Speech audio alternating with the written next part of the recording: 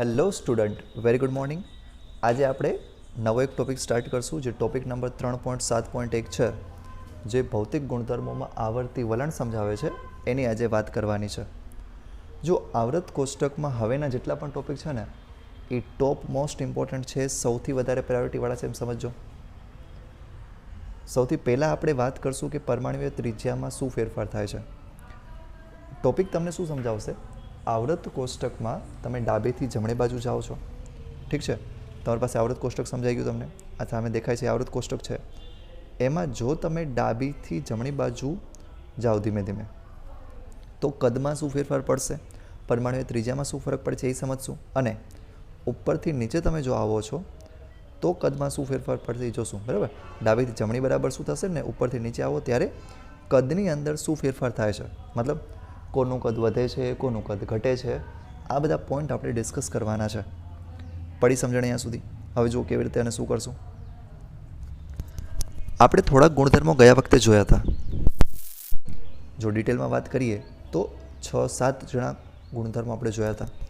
ન ખબર પડી જોઈ લો અહીંયા આગળ. આપણે વાત કરી હતી ઇલેક્ટ્રોન પ્રાપ્તિ એન્થાલ્પીની. આવૃત કોષ્ટકની અંદર ઇલેક્ટ્રોન પ્રાપ્તિ એન્થાલ્પી કેવી રીતે બદલાય છે, કેવી રીતે ફેરવાય છે, એ આપણે જોયું હતું.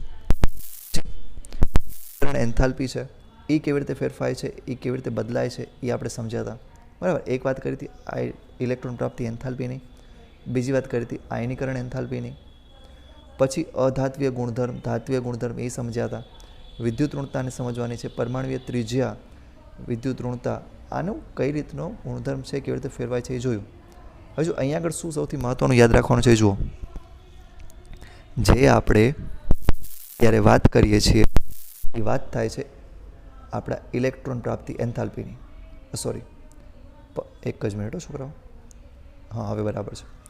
આપણી પાસે જે પરમાણુય ત્રિજ્યા છે એનો ફેરફાર જોવાનો છે. ઉપરથી નીચે અને ડાબીથી જમણી બાજુ શું ફરક પડે છે એ જુઓ. આ એરો જોશો ને બધું સમજાઈ જશે. પહેલી જે તીરની નિશાની છે કે પહેલો જે એરો છે એ તમને શું સમજાવે છે કે તમે પણ ઉપર છો ત્યારે પરમાણુય ત્રિજ્યા છે એ વધશે. આ જે તીરની નિશાની છે શું દેખાડે છે? પરમાણુય ત્રિજ્યા ઉપરથી નીચે આવતા વધશે. આ ત્રિજ્યા શું દેખાડે છે? જમણીથી ડાબી બાજુ આવતા વધશે, અથવા તો ડાબીથી જમણી બાજુ જતાં ઘટશે.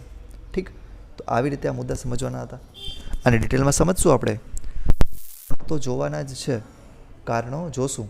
જો આપણે આ 4 વિભાગ છે SPDF, એ બધાની આપણે વાત કરવાની છે. તત્વોના ભૌતિક ગુણધર્મો કયા કહે છે જો. સૌથી પહેલાં પરમાણુય ત્રિજ્યા, પછી આયનીકરણ એન્થાલ્પી, પછી આવશે ઇલેક્ટ્રોન પ્રાપ્તિ એન્થાલ્પી ને છેલ્લે આવે છે વિદ્યુત ઋણતા. આ ચારેય ભૌતિક ગુણધર્મો આપણે સમજશું. જો સૌથી પહેલો જે ભૌતિક ગુણધર્મ તમારી પાસે છે એ છે પરમાણુય ત્રિજ્યાને લઈને.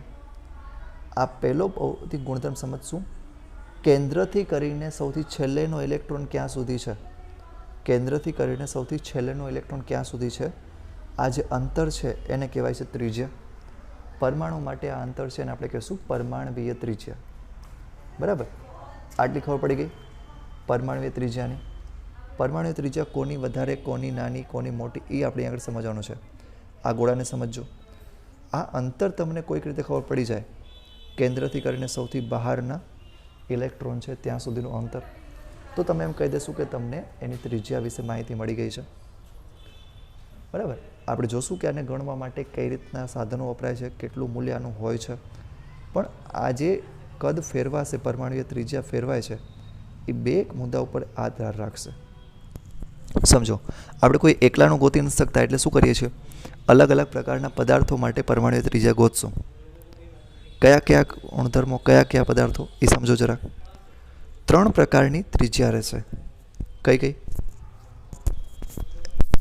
એક મારી પાસે રહેશે સહસંયોજક ત્રિજ્યા, બીજી મારી પાસે આવશે ધાત્વીય ત્રિજ્યા, અને ત્રીજી મારી પાસે આવે છે વાન ડર વાલ્સ ત્રિજ્યા. 3 પ્રકારની ત્રિજ્યા છે, ખબર પડી ગઈ, બરાબર? સૌથી પહેલાં સહસંયોજક, બીજું છે એ ધાત્વીય, ત્રીજું છે એ વાન ડર વાલ્સ ત્રિજ્યા. હવે આ દરેકને એક પછી એક સમજીએ. સહસંયોજક ત્રિજ્યાનો મતલબ શું? જેમાં સહસંયોજક બંધ બન્યો હોય એવા પદાર્થની ત્રિજ્યા ગોતી નાખો તો તમે કહી દેશો કે સહસંયોજક ત્રિજ્યા ગોતી નાખી. ઉદાહરણ તરીકે મારી પાસે આ 2 તત્વો છે. આ બંને તત્વો એકબીજાને અડે છે. જે બંને તત્વો એકબીજાને અડે છે એ બંનેના કેન્દ્ર વચ્ચેનું જો તમે અંતર જોશો ને તો એ તમને હકીકતમાં એક વ્યાસ મળશે. સમજજો ધ્યાનથી આને. હું આને થોડીક સારી રીતે દેખાડી દઉં. અરે એક જ મિનિટ હો. આ હું જે પહેલો મારી પાસે કણ છે એને હું કહી દઉં છું એ કેન્દ્ર. નથી દેખાતું ને? એક જ મિનિટ. Okay fine. આ જે પહેલું કેન્દ્ર છે એને હું એ કેન્દ્ર કહી દઉં. બીજાને હું કહી દઉં છું તો બી કેન્દ્ર. હવે જો અહીંયાથી કરીને આ છેડા સુધીનું અંતર, આ વચ્ચેની જે લાઈન દેખાય છે ભયંકર દેખાય છે ને? ઓકે હવે જુઓ, અહીંયા આગળ કેન્દ્ર છે એને હું એ કહી દઉં અને જે એક્ઝેક્ટલી વચ્ચેનો જે આ ભાગ છે ત્યાં સુધીનું અંતર એટલે 1/3 r જેટલું થઈ ગયું. હવે અહીંયાથી કરીને બીજું કેન્દ્ર છે એ 2 કહી દઉં. ત્યાં સુધીની જે અંતર છે ને બીજી ત્રિજ્યા કહી દઉં. તો હકીકતમાં મને 2 ત્રિજ્યા મળી ગઈ. 2 ત્રિજ્યા એટલે શું થઈ જાય? ડી મતલબ વ્યાસ થઈ જશે. તો હકીકતમાં મને શું ખબર પડે છે? આ બંને કેન્દ્ર દેખાય. જ્યારે હું અલગ અલગ સાધન વાપરું છું, સ્પેક્ટ્રોસ્કોપી વાપરું છું, તો મને આ બંને કેન્દ્ર દેખાતા હોય, પીળા ટપકા છે ને દેખાય. તો મને શું ખબર પડે? કમ્પ્યુટરની મદદથી આ 2 પીળા કેન્દ્ર વચ્ચેનું અંતર ખબર પડી જાય. પણ હકીકતમાં કેટલું છે? 2r જેટલું છે. અથવા તો કહી દઉં કે વ્યાસ, આ વ્યાસ જેટલું અંતર છે ને ભાગ્યા 2 કરી નાખું. જો મને સહસંયોજક ત્રિજ્યા જોઈએ છે તો હું શું કરીશ? સિમ્પલી ભાગ્યા 2. ઉદાહરણ તરીકે ક્લોરીન 2 કેન્દ્ર વચ્ચેનું અંતર ખબર પડી ગઈ. આ 2 ક્લોરીનના કેન્દ્ર વચ્ચેનું અંતર 198 pm જેટલું છે. હવે જો એક ક્લોરીનની ત્રિજ્યા જોઈએ છે તો 198 ભાગ્યા 2. 198 ભાગ્યા હું 2 કરી નાખીશ તો મને એક ક્લોરીન માટેની જે ત્રિજ્યા છે એ ખૂબ જ સરળતાથી મળી જશે. ઠીક. હવે હું વાત કરું છું ધાત્વીય ત્રિજ્યાની. સમજો તો 2 ધાતુ વચ્ચેનું અંતર મને મળશે. એ કાંઈ નવું નથી. 2 ધાતુ વચ્ચેનું અંતર મને મળી જશે. આ 2 ધાતુ વચ્ચેનું અંતર હું લઈ લઈશ અને એના ભાગ્યા 2 કરી નાખીશ. તો જો એક કેન્દ્રથી બીજા કેન્દ્ર સુધીનું અંતર મને મળી ગયું. આ કોપર 2 અડે છે એનું અંતર સમજો 256 pm જેટલું મળી ગયું. કોપરનો એક સ્ફટિક હતો, એમાંથી 2 કોપરના કેન્દ્ર વચ્ચેનું અંતર મને કોઈક રીતે મળી ગયું. એ કેટલું છે? 256. હવે એક કોપરની ત્રિજ્યા ગોતવી હોય એવા કેસમાં હું શું કરીશ? ભાગ્યા 2. 128 pm મારો જવાબ આવી ગયો. બરાબર. તો આ વાત થઈ ગઈ કોની? ધાત્વીય ત્રિજ્યાની. તો 198 ભાગ્યા 2 કરી નાખો, 256 ભાગ્યા 2 કરી નાખો. કોઈ પણ રીતે તમને આવી કોઈક ત્રિજ્યા છે એ મળી જશે. હવે આપણે જોવાનું છે પરમાણુય ત્રિજ્યામાં ફેરફાર કેમ થશે. ડાબીથી જમણી બાજુ તમે જાઓ છો તો ડાબીથી જમણી બાજુ જતાં તમને કદમાં ઘટાડો થતો જોવા મળશે. જો અહીંયા ડાબીથી જમણી બાજુ કદ ઘટશે અને ઉપરથી નીચે આવતા કદ વધશે. કેવી રીતે જુઓ? આપણે આગળ મૂલ્યો સહિત જોઈએ છીએ. આપણે લિથિયમથી કરીને ફ્લોરિન સુધી જાઓ, મૂલ્ય ઘટે છે. સોડિયમથી ક્લોરિન સુધી પણ મૂલ્ય ઘટે છે. આ બંને મૂલ્ય જે તમારી પાસે ઘટતા આવ્યા એ દેખાડે છે કે કદમાં ઘટાડો થશે. આનું કારણ સમજો. હવે એક શબ્દ આવે છે અઘરો શબ્દ. તમને કોઈક પૂછે કે ડાબીથી જમણી બાજુ જતાં કદ ઘટે જ શું કરવા, વધે કેમ નહીં? તો શું કહીશું? ત્યાં આગળ અસરકારક કેન્દ્રીય વીજભાર વધે છે. જ્યારે પણ કોઈ તમને કારણ પૂછે છે તો તમે આ જ એક લાઈન લખી આવશો. કઈ લાઈન? અસરકારક કેન્દ્રીય વીજભાર.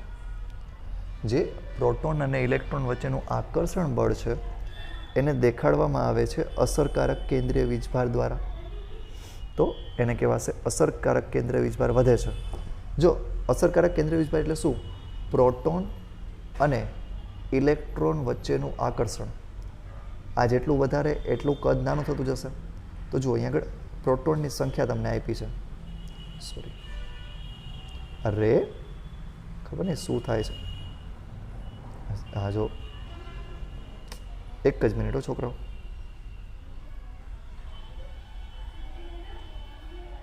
Okay fine. આપણે વાત કરતા હતા કે ડાબીથી જમણી બાજુ જાઓ એમાં ફરક શું પડે છે. જેવા તમે ડાબીથી તમારી પાસે ઝેડની સંખ્યા વધતી ગઈ. અહીંયા જો ઝેડ બરાબર 3, પરમાણુ ક્રમાંક 3 હતો. આ લિથિયમ છે. પછી આવશે બેરિલિયમ, પરમાણુ ક્રમાંક 4 આવી ગયો. પછી આવશે બોરોન, પરમાણુ ક્રમાંક 5 છે. પછી આવશે કાર્બન, પરમાણુ ક્રમાંક 6. તો ડાબીથી જમણી બાજુ જતાં મને મળે છે શું? એક એક કરીને પરમાણુ ક્રમાંક વધે છે. મતલબ પ્રોટોનની સંખ્યા વધી ગઈ. હવે ઇલેક્ટ્રોન પ્રત્યે આકર્ષણ વધશે. તો ધીમે ધીમે કદ છે એ ઘટતું જશે અને ખૂબ જ નાનું કદ થઈ જશે. તો અહીંયા ધ્યાનથી જુઓ. અહીંયા તમને મોટો ગોળો દેખાય છે, પછી નાનો થશે, નાનો થયો, નાનો થયો, નાનો થયો, નાનો નાનો નાનો. કામ પૂરું. તો ડાબીથી જમણી બાજુ જતાં કદ છે એ સતત ઘટતું જાય છે, તમને દેખાય છે, એ તમને ખબર હોવી જોઈએ. હવે સમજીએ કેન્દ્રીય વીજભાર એટલે શું. કેન્દ્રના પ્રોટોનનું ઇલેક્ટ્રોન પ્રત્યે આકર્ષણ એટલે કેન્દ્રીય વીજભાર. બરાબર. આ જેટલું વધતું જાય એમ કદ છે એ ઘટતું જાય. હવે જ્યારે મોટા તત્વની વાત આવે તો તેમાં સૌથી બહારના ઇલેક્ટ્રોન, જેને વેલેન્સ ઇલેક્ટ્રોન કહેવાય, એ ઇલેક્ટ્રોન પ્રત્યે આકર્ષણ નહિવત જેટલું હોય. કેમ કે એ કેન્દ્રથી બહુ જ દૂર છે. તો કેન્દ્રથી દૂર હોય, જેવી રીતે સીઝિયમ, તો ત્યાં આગળ આકર્ષણ જેવું કાંઈ હશે જ નહીં. આકર્ષણ જેવું કાંઈ નથી, તો પછી એ બહુ જ સહેલાઈથી બહાર નીકળી શકશે. આ વાત થઈ ગઈ આપણી પાસે ધાત્વિય ત્રિજ્યાઓની. તો એક વસ્તુ શું ખબર પડી, ડાબીથી જમણી બાજુ જાઓ એમ કદ ઘટશે. ડાબીથી જમણી બાજુ જાઓ એમ કદ ખૂબ ઝડપથી ઘટે છે. અહીંયા આગળ બધામાં જે મુખ્ય ક્વોન્ટમ આંક છે n=2 સરખો રહે છે. એટલે આપણે કહીશું કે અસરકારક કેન્દ્રીય વીજભાર વધવાથી કદ છે એ સતત રીતે ઘટતું જાય છે. આ સમજણ પડી ગઈ બધાને? હવે જોજો, સોરી, આ તો આપણે વાત કરી ડાબીથી જમણી બાજુ. ઉપરથી નીચેની વાત કરું તો અસરકારક કેન્દ્રીય વીજભાર ઘટે છે, એટલા માટે કદ છે એ સતત વધશે. ઉપર છે એ નાના તત્વો છે, નીચે આવતા આવતા મોટા તત્વો થતા જાય છે. જો લિથિયમ સૌથી નાનું છે અને ફ્રાન્સિયમ છે એ વધતું જાય છે, નીચે જતાં કદ છે એ વધશે. કેમ કે મુખ્ય ક્વોન્ટમ આંક છે એ ઝડપથી વધે છે. શરૂઆતમાં n=2 હતા, નીચે આવતા આવતા n=7 થઈ જાય છે. મતલબ મુખ્ય ક્વોન્ટમ આંક વધવાથી કદ છે એ તમારી પાસે સખત રીતે વધી ગયું. બરાબર. આ વસ્તુ ખબર પડી હશે, આમાં સમજણ આવી હશે. હવે સમજો વાતને. આપણે આખા આવૃત કોષ્ટકની વાત કરવાની છે. નીચે જતાં શું થશે? વધશે. તો જુઓ, ડાબીથી જમણી બાજુ જતાં કદ ઘટે છે. ઉમદા વાયુઓ છે એ તમારી પાસે અચાનક વધી જશે. એને તમે થોડુંક સાઈડમાં લખાવજો. આ જો આ મસ્ત ડાયાગ્રામ છે. આ ડાયાગ્રામ તમે સમજવાની ટ્રાય કરશો તો ચલો એકવાર ફરીથી દેખાડી દઈએ છીએ કે શું ફેરફાર પડે છે. આપણે જોયું કે ઉમદા વાયુ છે એમની ત્રિજ્યા સૌથી મોટી હશે. તો અહીંયા ડાબીથી જમણી બાજુ જાઓ એમ ત્રિજ્યા છે એ સતત ઘટશે, પણ અચાનક ઉમદા વાયુની વધી જશે. હવે આગળ જો તમને સંખ્યા લખીને આપી છે, ઉપરથી નીચે જાઓ એમાં સંખ્યામાં શું ફેરફાર થાય છે? વધે છે. જુઓ, પહેલાં 140, પછી 154, 192, 200 અને 220. આ વસ્તુ ખબર પડી? તો ઉપરથી નીચે આવતા કદ વધશે, ડાબીથી જમણી બાજુ જતાં કદ ઘટશે. હવે આપણે વાત કરવાની છે વાન ડર વાલ્સ ત્રિજ્યા માટે. સમજો, આ એક વૈજ્ઞાનિકના નામ ઉપરથી છે, વાન ડર વાલ્સ ઉપરથી. અહીંયા આગળ થાય શું કે જે તત્વો હોય ને બે, અથવા તો જે પરમાણુ છે એ બંને અડે નહીં. મેઇન અલગ વસ્તુ શું છે, અહીંયા આગળ બંને તત્વો છે એ અડશે નહીં, બંને વચ્ચે થોડીક જગ્યા રહેલી હશે. અને બંનેના કેન્દ્ર વચ્ચેનું જે સરેરાશ અંતર છે એને વાન ડર વાલ્સ અંતર આપણે કહીશું. બરાબર. આપણને વાન ડર વાલ્સ વ્યાસ મળી જશે. એ વ્યાસ ભાગ્યા 2 કરી નાખશું એટલે વાન ડર વાલ્સ ત્રિજ્યા મળશે. તો આ વાત હતી વાન ડર વાલ્સ ત્રિજ્યાની મદદથી તમારે ભૌતિક ગુણધર્મો કે પરમાણુય ત્રિજ્યા છે કેવી રીતે નક્કી કરવાની છે.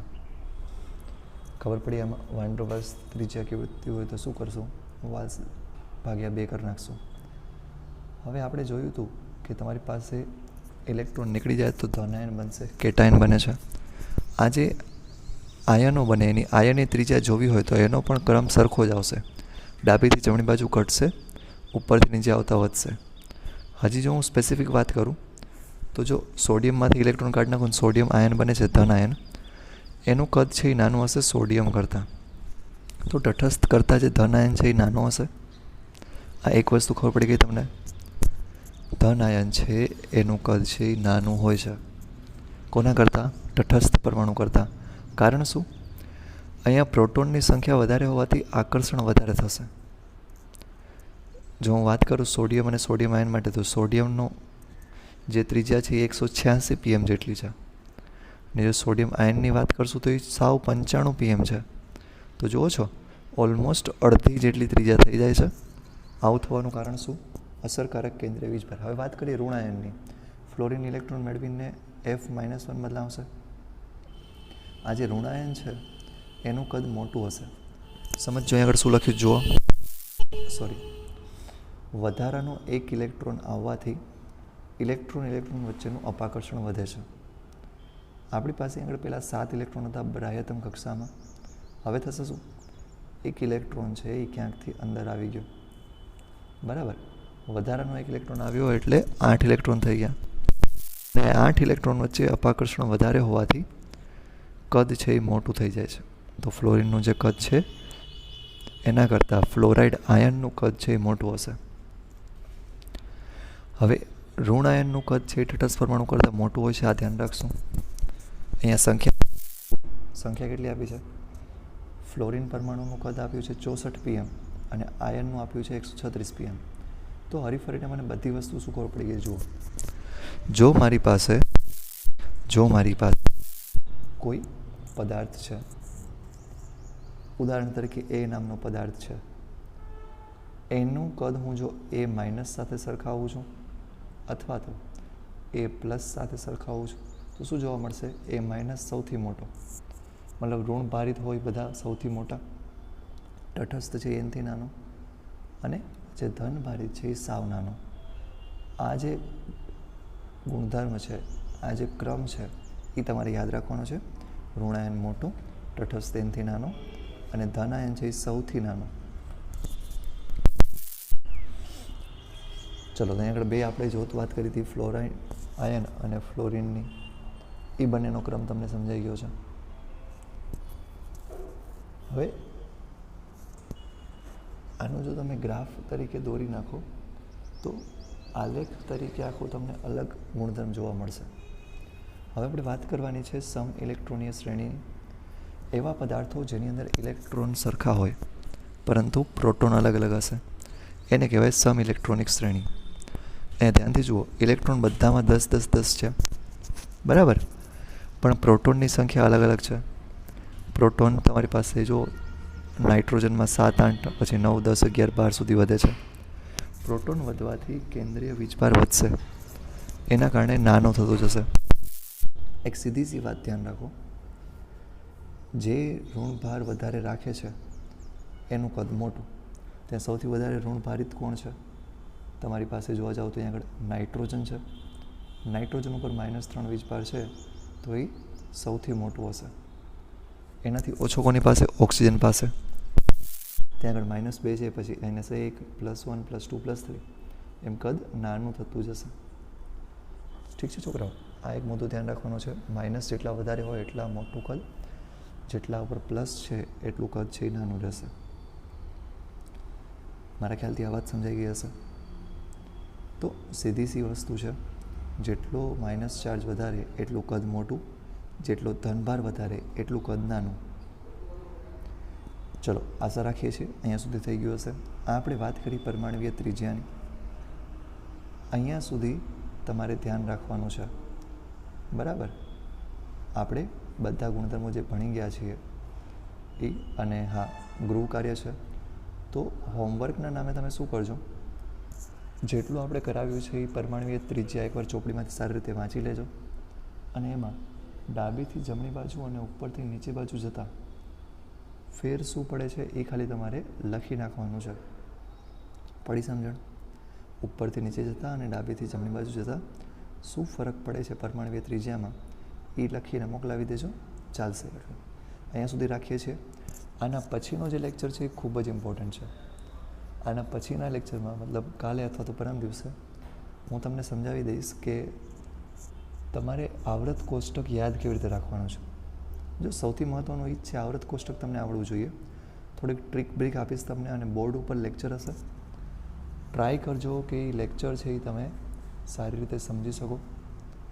આના પછીનો લેક્ચર છે એ મિસ ન કરતા તમને આવૃત કોષ્ટકના એસ અને પી વિભાગના બધા જ તત્વો યાદ રહી શકે એવું આપણે કરશું. એસથી શરૂ કરીએ છીએ, પછી પી માટે પણ જશું. ચલો, થેન્ક યુ સો મચ. અહીંયા સુધી રાખીએ છીએ, બાકી બધું જોશું નેક્સ્ટ ટાઈમ.